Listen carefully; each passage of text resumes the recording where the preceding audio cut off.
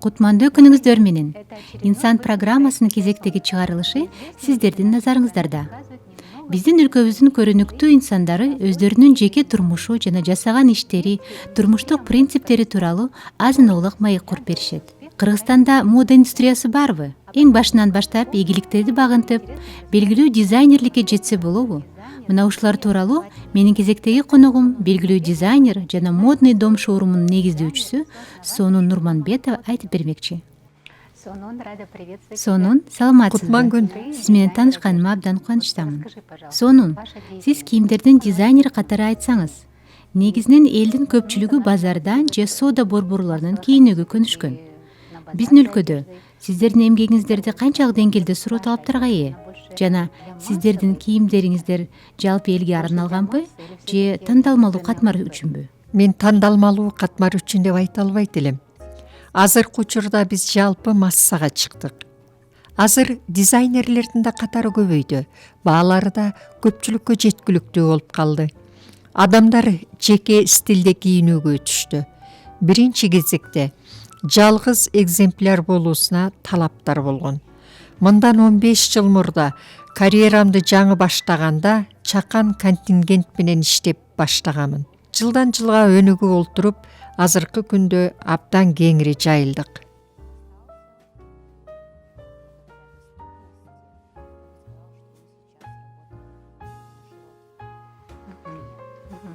Дизайнердик кийимдердин баасы жогору болот эмеспи?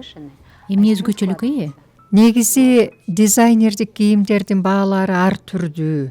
Өтө кымбат баадагы кийимдерди тиккен дизайнерлер бар. Ошол эле учурда абдан жеткиликтүү баада кийимдерди чыгарган дизайнерлер да бар. Абдан көп санда бир эле модельди кайталап тиккен дизайнерлер бар. Булардын баасы бир топ жеткиликтүү болот. Жалгыз экземпляр тиккен дизайнерлер бар. Бул албетте абдан көп кол эмгегин талап кылгандыктан, ошондуктан баасы да абдан жогору болот. Эмнеликтен сиздин дизайнердик кийимдериңиздин коллекциясынын баалары бир топ жогору? Кандай эмгек жумшалат? Же кездемелери кымбатпы? Биринчиден, мен алгач карьерамды жаңы баштаганда эле мыкты сапаттагы кездемелерге жана иштин сапатына басым койгом. Албетте, анын негизинде кийимдин баасы жогорулайт. Ага кошумча кол эмгеги абдан көп жумшалат. Кол эмгеги кымбат бааланат эмеспи? Негизги баанын наркына кездеменин баасы басымдуулук кылат. Анда сырткары багытыңа да байланыштуу. Мен башында Pret-a-Porter Deluxe менен алектенгем. Андан соң мен Pret-a-Porterге кеттим. Азыр баарына кыйын учурда биз бааны төмөндөтүүгө аракеттенип жатабыз. Мен дайыма кийилүүчү кийимдерге басым коюп жатамын. Ал жерде кутюрдук иштеп чыгуулар, кол эмгектери болбогондуктан, албетте кийимдердин наркы төмөндөтүлдү. Кийимдин өзү да күнүмдүк кийилүүгө ылайыкташтырылды.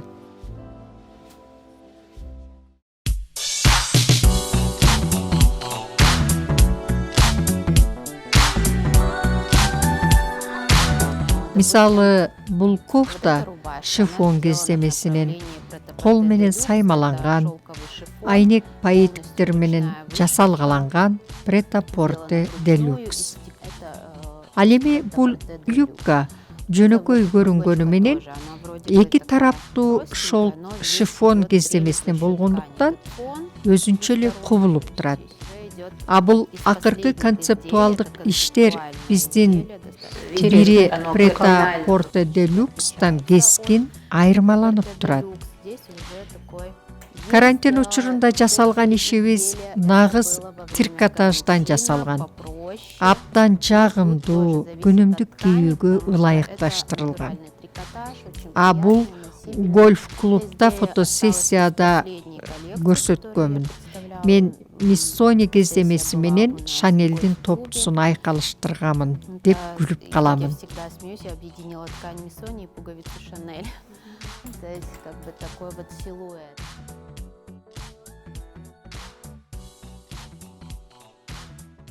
Pret-a-Porter Deluxe коллекциялары эмнеси менен айырмаланып турат? ал аз кийлеби же көбүнчө көргөзмө үчүн ылайыкталганбы? Бул кийимдер көбүнчө подиум үчүн же кайсы бир кечелерге кийилет. Претапорты көбүнчө кечелерге ылайыктуу, бирок эч кандай кымбат саймалуу кутюрдук иштеп чыгуулар жок. Ал эми редютчер бул күнүмдүк жашоодо азыр эле алып кийип кете бере турган кийим да. Мен жаңылбасам, билимиңиз боюнча экономистсиз, Ооба, өнүккөн өлкөлөрдүн экономикасын башкаруу. Айтыңызчы, дизайнер болуу үчүн сөзсүз түрдө көркөм конструктордук билим керекпи? Эгер мүмкүнчүлүк болсо, албетте. Себеби азыркы учурда билим алуу мурдага салыштырмалуу аябай жеткиликтүү болуп калбадыбы? Өз алдынча билимин өркүндөтүүнү эч ким танган эмес. Мага бир аз жеңилирээк болду. Анткени мен өзүмдү дизайнер, художник, модельер катары сезбесем да, сүрөттү жакшы тартамын.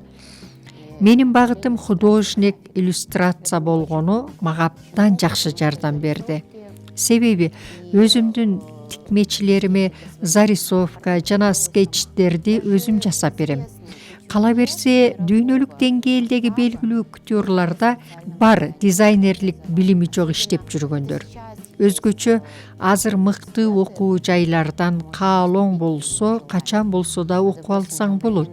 Диора, Скопарелли, Шанелдердин учурунда мындай университеттер болгон эмес да. Алар үчүн чеберчилик өнөр университет болгон. Алар ошол жерден үйрөнүшкөн. Мына ушул эң мыкты билим болуп берген. Ал тургай азыркы күндө деле көптөгөн дүйнөлүк деңгээлдеги кутюрлардын дизайнерлеринин атайын дизайнерлик билимдери жок. Анда алар кантип образдарды жаратышат? Бул нерсе аларга эч кандай тоскоолдук жараткан жок. Ошол эле учурда мода үйлөрүн өздөрүнүн эң мыкты табиттери менен жогорку деңгээлге чыгара алышты. Мен тиккенди, басканды билем. Бул нерсе 11-класстан эле мага аябай жакчу. Ошондуктан 11-класстан баштап өзүм үчүн бычуу, тигүү курстарына барып жүргөм.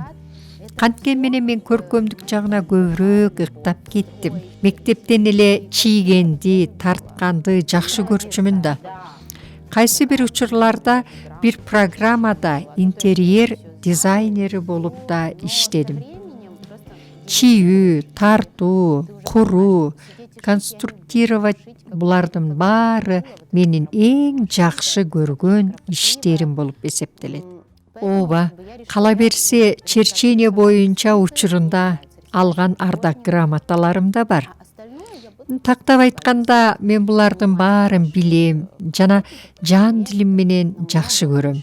Убакыт өткөн сайын баарын иргеп түшүнүп баштайсың.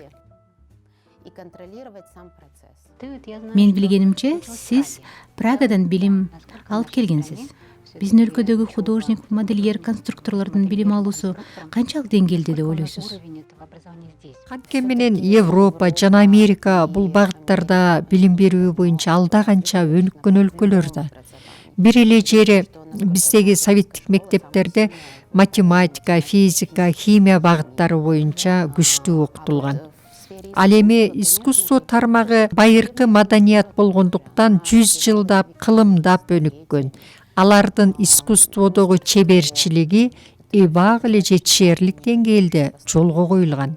Сиздин оюңузча, эгерде бул жерден билим алган кыздар болсо, бул багытта иш алып барганга мүмкүнчүлүгү барбы? Анын баары адамдын аракетине көз каранды. Бизде Кыргыз славян университетин бүтүргөн абдан таланттуу Анна Тё, Юлия Цой аттуу дизайнерлер бар. Алар абдан күчтүү, көрүнүктүү дизайнерлер. Алар өзүбүздүн эле окуу жайды бүтүшкөн. Кайсы бир бөлүгүн дизайнердик курстарды чет өлкөдөн окуп келишти.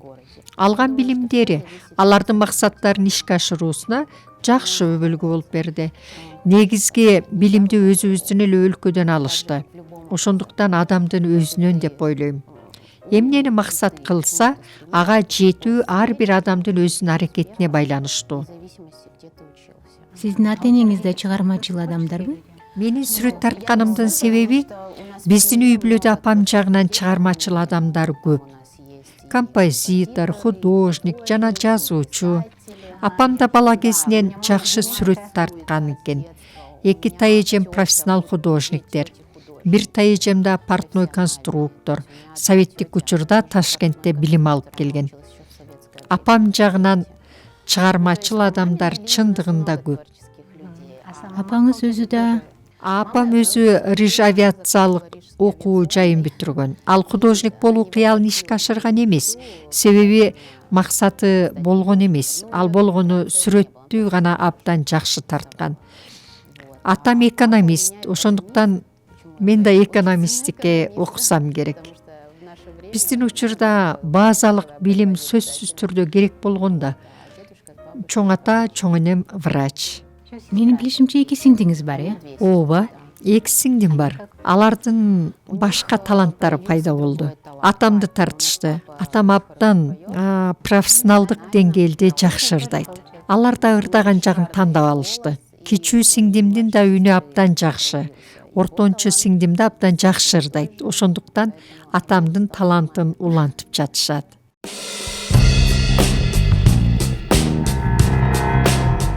Алтынай Рыскулова бизнестеги өнөктөшүңүз болот. Сиздер биргеликте өлкөбүзгө белгилүү болгон модный дом шоурумуну түздүңүздөр. Бул идея кандайча жаралды? Ушул тууралуу айтып берсеңизчи. Анткени алгачкылардан болуп абдан чоң деңгээлдеги мода көргөзмөсүн уюштурулган шоурум ачтыңыздар. Россиялык, дүйнөлүк шоурумдардан калышпай тең тайлашып келе жатышасыз. Биздин өлкөдөгү дизайнерлердин бириктирип шоурум ачуу оюңуздар кандайча жаралды? Алтышанын магазини бар эле. Ал мага менин жасаган кийимдеримди өзүнүн магазинине илип туруумду сунуштады. Андан соң мен жумушумдан бир топ өсүүлөр болду. Маралдык жактан бир топ даяр болгондо, мага өзүмдүн магазиним болуш керек деп ойлонуп баштадым. Менин кардарларыма ылайыктуу, кенен, кийимдеримди илгенге, көрсөткөнгө ыңгайлуу өзүмдүн жеке шоурум түзүүнү ойлоп жүрдүм. Бирок байкап көрсөм көлөмү жагынан кийимдер аз болгондуктан жеке өзүм жасай албасыма көзүм жетти. Анын үстүнө өзүбүздүн чакан мекемебиз жок болчу. Мына ушулардын баарын эсептеп көрдүм. 1 баш жакшы, 2 баш андан жакшы дегендей, ошол эле учурда Алтынай да бул тууралуу ойлонуп жаткан экен.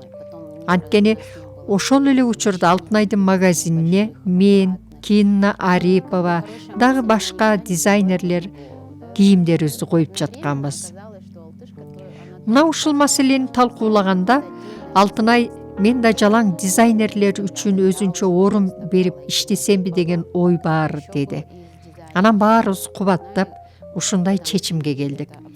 Биз баарыбыз биригип бир платформаны түзүүнү көздөдүк. Дизайнерлердин биринчи максаты кардарларды бириктирүү эле. Ал учурда дизайнерский кийимдерди кийген, же кийүүнү каалаган эл абдан эле аз болчу да. Ошондуктан ар бир дизайнердин кичинекей чөйрөсүнөн өзүнчө чоң чөйрө түзүүнү максат кылдык. Мына ошентип биз алгачкы шоурумду түздүк. Ал биздин жаңы шоурумдун жанында чакан, ыңгайлуу болчу. Анан акырындап дизайнерлерди издеп баштадык. Ошентип биринчи платформаны ачтык. Бизди таң калтырганы, алгачкы эле ачылган күндөн тартып, шаарыбыздагы канчалаган адамдар дизайнердик кийимдерди кийүүгө кызыга тургандыгы белгилүү болду. Дизайнерлик кийимдер чындыгында эле бир топ эле кымбат. Бул калыптанып калган ой жүгүртүү болуп калат. Шоурумада 1000 сомдук да кийимдер бар. Тактап айтканда биз азыр кандайдыр бир деңгээлде масс-маркеттер менен атаандашуучулукту түзүп жатабыз. Себеби бизде сапаты жогору, ошол эле учурда башка маркеттерге салыштырганда арзаныраак кийимдер бар. Албетте, ачыгын айтыш керек. Биз жаңы 7 жыл мурда ачылгандагы деңгээлден бир топ өстүк. Дизайнерлер өздөрү да билет, биз да билебиз. Биз үчүн дизайнерлердин баарын бириктиргенибиз абдан чоң жетишкендик болду. Анткени бизде сергек атаандаштык бар эле. Ар бир өсүш ким мыкты экенин далилдеп турат. Кээ бир дизайнерлер тажрыйба алмашып, билбегенин үйрөнгөнгө жакшы шарт түзүлдү. А тажрыйбалуу дизайнерлер жаш дизайнерлерди окутушту. Баары бири-бири менен тыгыз алакада болуп, тажрыйба алмашышат. Биздин модный домдо 30 дизайнердин эмгектери көргөзмөгө коюлган. Аксессуарщиктерден сырткары ар биринин өздөрүнүн кардарлары бар. Ар бири өз кардарлары менен жылуу мамиледе, аларга жаңы моданын үлгүлөрү сунушталып турат. Биз кээде ар түрдүү дизайнерлердин эмгектеринин топтомун чогултуп турабыз. Бул да өзүнчө жагымдуу. Мен өзүм кардарлар менен иш алып барганды аябай жакшы көрөм. Биз Алтышай экөөбүз шоурмада абдан көп болобуз. Кардарлардын стилдерине жараша ылайыктуу кийимдерди сунуштап, кеңештерибизди айтып турабыз. Аялдар бизден издегенин таап, абдан кубанып, татынакай болуп кетишкенде биз да сүйүнөбүз. Бала чагыңыз тууралуу айтып берсеңиз, кайсы мектепти билим алдыңыз эле? Мен шаардагы номер 6 мектептен билим алгам. Алтынай экөөбүз чогуу окуганбыз. Ошондон бери жакын курбуларданбыз. Анан турмуш курдуңуз, балалуу болдуңуз. Чындыгында жолдоштор аялдарынын активдүү иштегендерин, өздөрүнүн реализациялоо менен алек болгондорун анча жактырыша бербейт. Бул калыптанган көз караш катары көрүнсө да, сиздин жагдайыңыз кандай каралды ушул маселеге? Дизайнерлик иштерди жасаганда үй бүлөгө жетишерлик көңүл бурулбай калган жокпу? Менин жолдошум дайыма мени колдоп турду. Бул жагынан мен жолдуу болдум.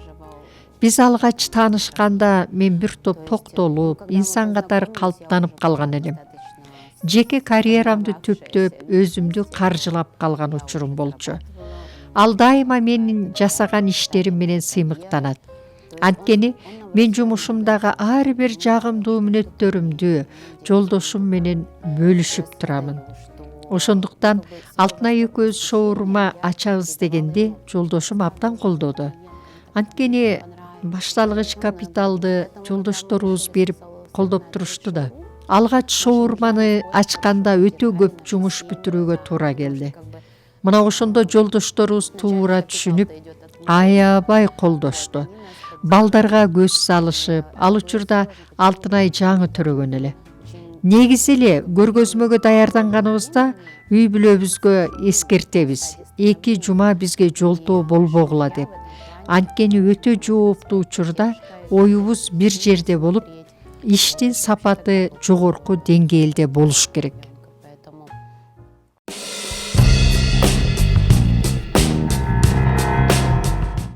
А эгер үй бүлөсүнөн оолактап, чыгармачылык менен алек болгонго мүмкүнчүлүк жок кыздар болсочу?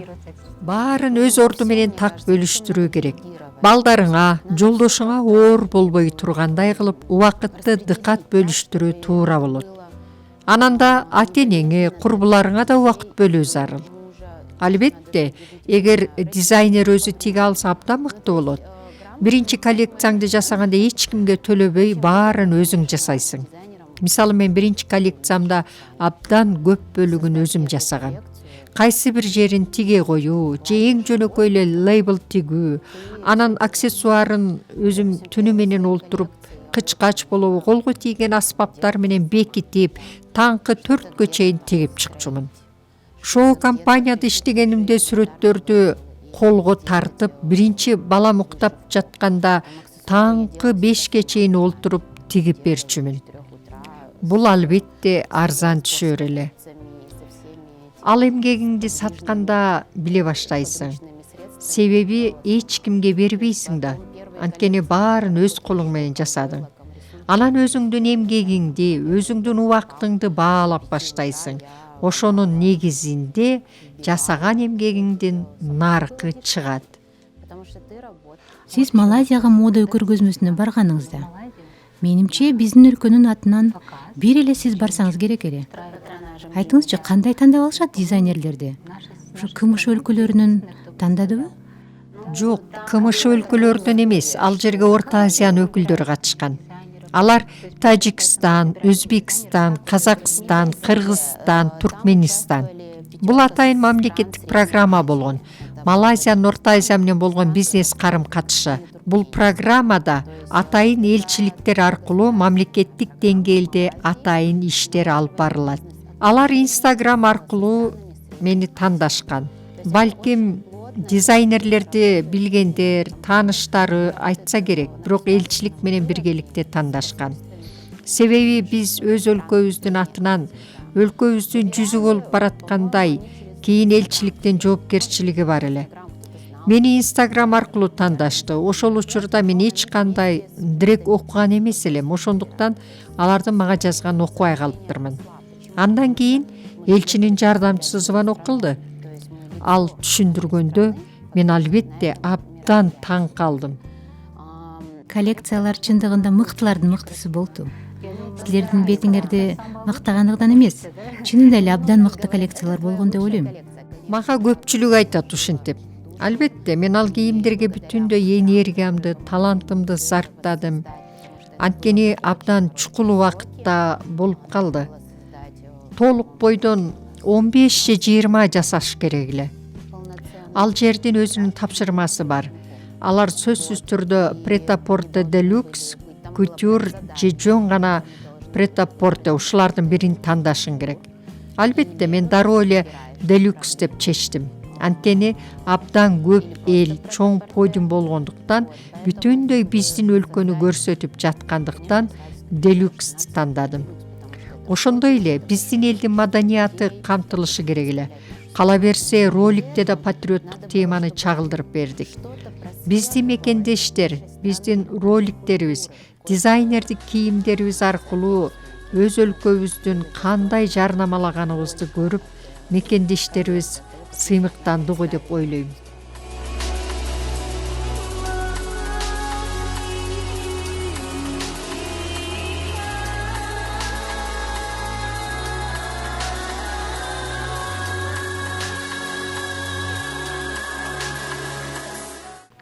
Абдан өзгөчө көйнөк экен. Мындай көйнөктү өтө сейрек жасаймын. Себеби кечелерге ылайыкталган. Бул көйнөк Малайзияда көрсөтүлгөн, подиумга ылайыкталып жасалган. Бирок күнүмдүккө кийүүгө да болот.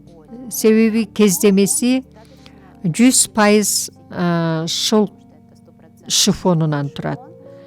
Денеге жагымдуу. Азыр бул көйнөк сатууга коюлган. Албетте, пляжга дагы кооздоп кийсе болот, кечеге кийүүгө болот. Эми бул көйнөктү кандай кийүү айымдардын фантазиясына жараша кийилет. Өзү ар бир художник, дизайнердин өзүнүн жеке стили болот эмеспи? А сиздин өзүңүздүн стилиңизди кандайча мүнөздөйт элеңиз? Эгер ар бир дизайнер өзүнүн ар бир коллекциясын карап чыкса, өзүнчөлүгү байкалат. Мен көп учурда өзүмдүн айымдарга жасаган коллекцияларымда музам жөнүндө айтам. Биринчи кезекте көз карандысыз, күчтүү аял, мыкты эне, жароокер жар, эң негизгиси ишмердүүлүк менен алек болуп эмгектенген, тажрыйбалуу, токтоо, өзүнүн турмуштагы ордун, баасын билген, мына ушундай аялдын образын тартып олтуруп, кардарыңа төп келе турган коллекцияларды жаратасың. Мына ушунун өзү менин эмгегимдин фишкасы болот го деп ойлойм. Айтыңызчы сонун, сиз каалаган кандай бийиктик бар? Же бүгүнкү багындырган максаттарыңыз эли жетиштүүбү? Албетте, алдыга койгон максаттар бар. Болгону жыл сайын ал максаттар же өсөт, же багыттары өзгөрөт. Так максаттар бар, же канча жылдан кийин кандай болосуң деген алдын ала көрө билүүчүлүк бар. Эгер менин башым бош, балдарым жок болсо, балким менин башка максаттарым болмок. Мисалы, чет өлкөгө барып иштөө, башка компаниялар менен иштеп акырындык менен өсүү же кайсы бир компаниянын жөн гана дизайнери болуп иштөө сыяктуу максаттарды койсом болмок. Азыр биз үчүн приоритет маанилүүрөөк эмеспи? Мен үчүн эң алгачкы приоритет үй бүлөм, жолдошум, балдарым. Азыр дизайнер болуунун өзү бизнес. Аялдардын эмансипациясына сиз кандай карайсыз? Азыр жаштар көбүнчө батышты ыктап кетишпедиби? Чынын айтканда Кыргызстан абдан демократиялык өлкө. Мен окуп жүргөндө аялдарга жасаган мамиле, эркектерге жасаган мамиле, саясат боюнча Монголиядан кийинки абдан демократиялуу экинчи өлкө эле. Азыр бир аз баалуулуктар өзгөрүп жатат. Менимче бизде аялдар көз карандысыз кыргыздар башынан эле намысты бербеген, бир максатты көздөгөн, ошол эле учурда өз тамырын, үй бүлөсүн унутпаган улуу калк. Менин айлана чөйрөмдөгү аялдар эң мыкты апа, сүйүктүү жар, ошол эле учурда бизнес же саясат дагы өздөрүнүн ишмердүүлүктөрү менен алектенишет. Дизайнерлер арасында атаандашуучулук барбы? Мисалы, этнодизайнерлер менен силердин претапарта дизайнерлери ортосунда. Менимче атаандашуу жок. Анткени ар бир дизайнердин өзүнүн чөйрөсү бар. Себеби ал биздин өлкөнү, өлкөбүздүн маданиятын көрсөтөт да, ошондуктан абдан туура деп ойлойм. Өлкөдөгү сапарларда, ар түрдүү иш-чараларда биз өзүбүздүн өлкөнүн маданиятын мүмкүн болушунча көрсөтүшүбүз керек. Бул багытта эң көрүнүктүү кутюре Дилбар абдан сонун иш алып барып жатат. Ал менен КМШ өлкөлөрүндө жана кээ бир чет өлкөлүк кутюрлар атаандаша албайт. Ал кыргыздын костюмдарын ушунчалык өзгөчөлүк, чыгармачылык менен бере алган. Ошондуктан Дилбардын кийимдерин биздин биринчи айым эле эмес, көп өлкөлөрдүн өкүлдөрү да кийишет.